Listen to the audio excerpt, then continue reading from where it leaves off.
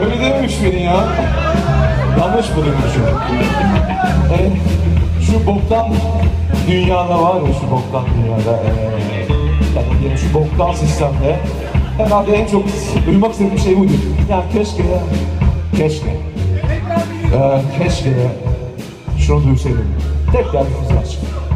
Ne kadar yaşlıymış değil mi? Tek derdimiz aşk.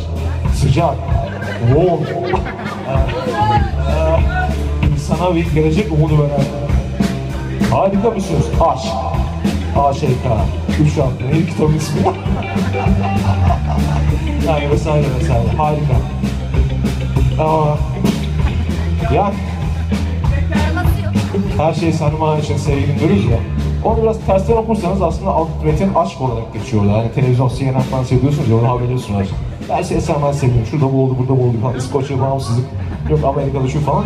Alt metin, alt yazılar geçiyor. Alt yazıları okumanız, alt yazılar çok güzel şeyler geçiyor. Bazen aşk geçiyor orada. Genelde borsa geçiyor ama bunun aşk falan. Onu yakalayanlar işte iyi insanlar, değerli insanlar.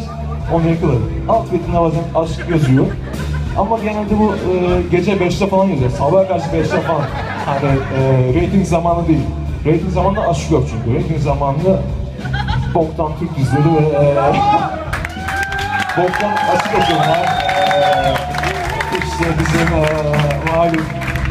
malum güzel işte Ankara'daki Kere Partisi'nin en havalı açıkta açık oturumlar falan filan var ama yani Kadıköy'de de aşk var, ne bileyim, Taksim'de de var eminim.